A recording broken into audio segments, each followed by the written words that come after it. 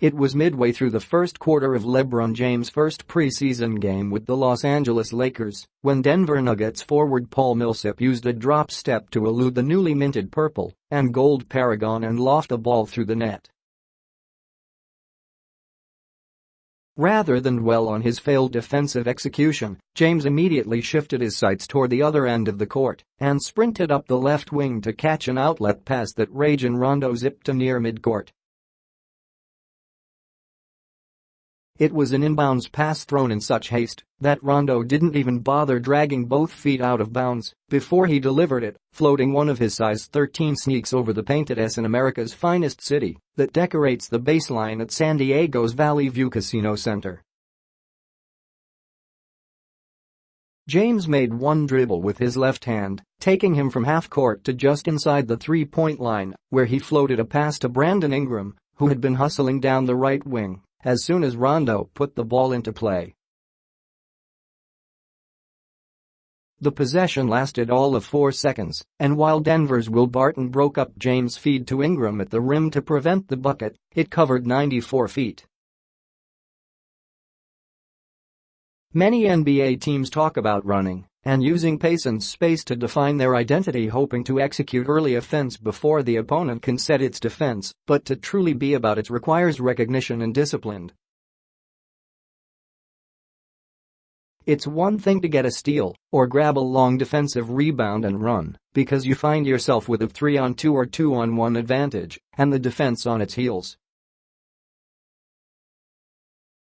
It's another thing entirely to force the issue and put the opposing team in a compromising position just after they've scored, as the Lakers' mad dash after the Millsap bucket portrayed. The 2018-19 Lakers, with all of their fresh parts and mix of young and old, intend to come out of the gates running. Literally. Throughout training camp, X marked the spots deep in the corners taped on the court by Lakers coach Luke Walton as a reminder of where he wanted his wings speeding to when the ball changes possession. If the ball is going through the net, we have a specific player we want to take it out and everyone goes, Walton said.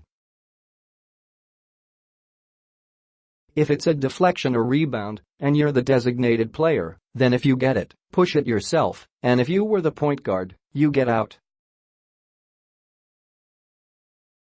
Translation: there are multiple players Walton is comfortable with initiating the breaks. Sometimes it will be Ingram throwing the lob to James, for instance, but the coach wants everyone able to switch from digging in on defense to full throttle running on offense without a second thought. It's all about the initial thrust, Walton said. First 3 steps we've talked about. It's that initial thrust coming off, getting stops and deflections that's most important.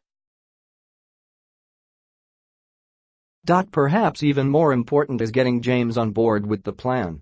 The Lakers have intentionally built a team different from the roster of specialists James played with in Miami and Cleveland, as ESPN's Ramona Shelburne and Brian Windhorst reported over the summer. The Lakers view this season's team as a collection of multidimensional playmakers who are fit to run, whether James is pressing the ball or filling the lane. James, however, is in his 16th season.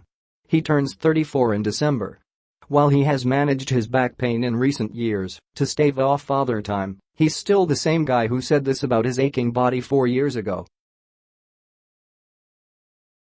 I have 41,000 minutes in my career, including the playoffs, James said in December 2014, his first season of his second stint with the Cavaliers. You drive that car in the wintertime and see what happens. Of course, Southern California winters are easier to contend with than Northeast Ohio's frozen months, but his odometer has now rolled past 54,000 minutes. Yet James seems supportive of the plan to play with pace. The Lakers ranked second in the NBA in fast break points per game last season with 17.5, trailing only the Golden State Warriors, 19.3. When a reporter asked about LA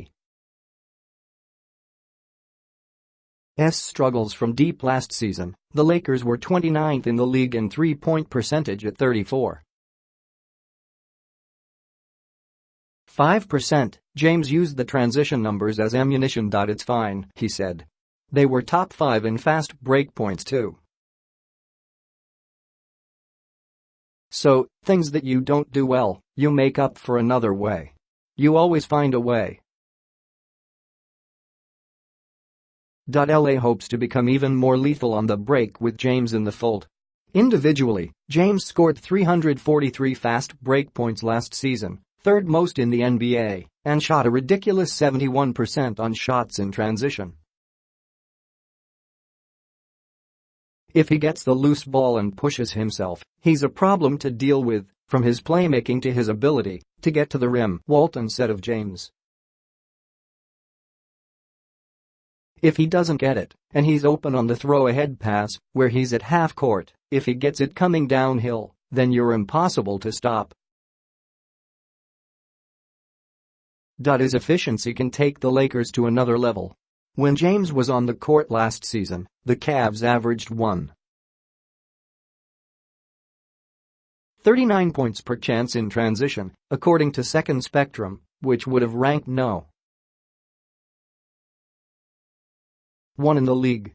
The Lakers, while their total transition numbers were stellar, averaged only 1.24 points per chance in transition, good for 24th. In other words, because of turnovers and shots they failed to convert, things didn't always run smoothly when the Lakers ran. However, when James and the Cavs ran, albeit less frequently, they were the most effective running team in the league. It don't matter for me, James said. I can play any style. I can run with the best of them. I can jump with the best of them. I can slow down with the best of them. I can play any game.